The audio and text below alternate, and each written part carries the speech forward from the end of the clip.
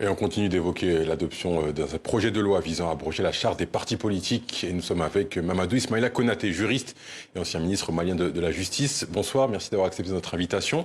Quelle lecture vous faites de l'adoption de ce projet de loi?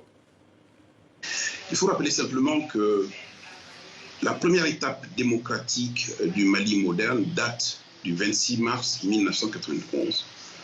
Le 26 mars 1991 correspond exactement au renversement du régime qui était en place depuis 23 ans. Et ce renversement a coïncidé justement à des centaines de morts à la suite de revendications politiques pour mettre en place un système de démocratie, bâtir l'état de droit et surtout prôner le pluralisme politique. C'est dans ce contexte-là que la multiplicité des partis a été reconnue par la Constitution et c'est en cela également que différentes lois et règlements sont venus aujourd'hui installer le cadre juridique des partis politiques.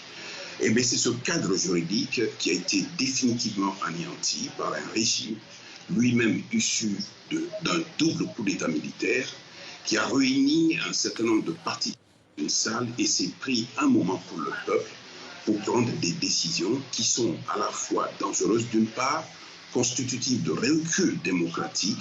Et j'imagine, j'espère que les partis politiques et le peuple du Mali se rappelleront que c'est à la suite d'un combat épique, 1991, 26 mars, que nous avons installé ce cadre qui va au-delà des autorités de la transition aujourd'hui, qui est au-dessus même des Maliens, parce que s'il y a une option fondamentale, démocratique en faveur de l'état de droit, c'est quand même que ce sont les partis politiques qui concourent au suffrage. Cet anéantissement est un recul insupportable. Alors, quelles sont les conséquences effectives pour les différents partis d'opposition? Il ne faut même pas se leurrer. Un certain nombre de personnes se sont réjouies aujourd'hui de ne pas avoir un texte formel de dissolution des partis. Mais le texte qui est pris est pire que la dissolution des partis parce que c'est définitivement le cadre juridique d'exercice des partis.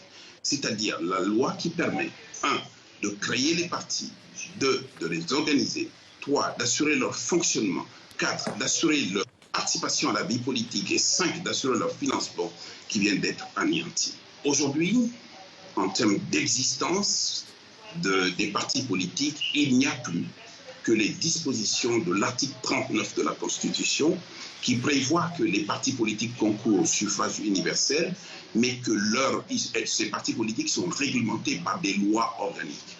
Aujourd'hui, on n'a pas de loi organique, on n'a même pas de loi ordinaire, et les partis politiques sont laissés à la merci des autorités qui elles-mêmes sont en situation de difficulté par rapport à la légalité. Alors, quelles sont les options pour justement ces partis d'opposition? Est-ce qu'ils ont des recours sur le plan juridique notamment? Bien évidemment, aujourd'hui, ce type de comportement viole tous les engagements du Mali. Le premier engagement, il est d'abord constitutionnel. L'article 29 de la Constitution ancienne et l'article 32 ou 33 de la Constitution nouvelle ont tous affirmé l'existence des partis politiques comme étant le socle de la démocratie. Le deuxième élément, il incombe à l'État d'organiser le cadre juridique.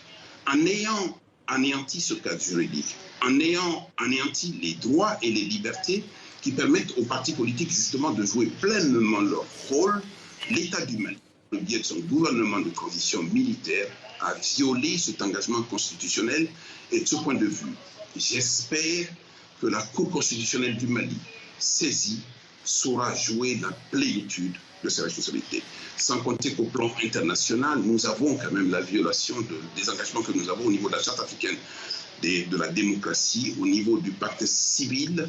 Tous ces engagements aujourd'hui sont en faveur de l'ouverture démocratique, du pluralisme politique et de la possibilité pour les partis politiques d'être des acteurs essentiels de la vie publique et politique au Mali. Mamadou Ismaïla Konaté, parmi la concertation nationale, a également évoqué la possibilité pour Assimi Goïta, le président de la République, d'avoir un quinquennat renouvelable. Quelle est votre réaction vis-à-vis de cette proposition? C'est le propre de tous les régimes militaires, de tous les régimes autoritaires. Ils commencent déjà par bannir les libertés, ils commencent à anéantir les droits. Ils s'élèvent contre les institutions et ils créent une situation de peur absolue. Ils se veulent seuls dans l'arène et ils décident de ce qu'ils veulent. Comment voulez-vous que quelqu'un qui est issu d'un putsch militaire 2 fois puisse aujourd'hui prétendre être à la tête du Mali après les 5 premières années, 5 années suivantes, sans limite dans le temps? C'est le régime d'un seul, c'est le régime autoritaire, c'est contre tout cela que le Mali et l'Afrique se sont élevés pour dire plus jamais ça. Et j'estime simplement et j'espère simplement que le peuple du Mali saura prendre l'ensemble de ses responsabilités pour rappeler à ces militaires-là aujourd'hui que trop c'est trop, qu'il y a des seuils que l'on ne peut pas franchir. En les franchissant, il s'agit de l'ultime souveraineté du peuple du Mali. Il nous reste quelques secondes. Il y a un peu plus d'un mois, les partis politiques ont été dissous sur ordonnance du président au Niger. Est-ce qu'on peut parler de mimétisme? Mais au-delà du mimétisme, vous savez que ces jeunes militaires sont issus des mêmes écoles, ont reçu les mêmes enseignements et se sont retrouvés à prendre des responsabilités qu'ils ont passées comme étant les leurs. Ils ont pris des armes et se sont retournés contre leur peuple et leur nation.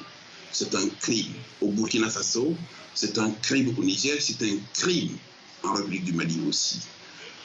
On regarde bien ce qui va être le sort de ces jeunes militaires, mais on reste convaincu que ce comportement ne peut pas continuer. Merci Mamadou Ismaïla Konaté d'avoir répondu à nos questions. Je rappelle que vous êtes juriste et ancien ministre malien de la Justice.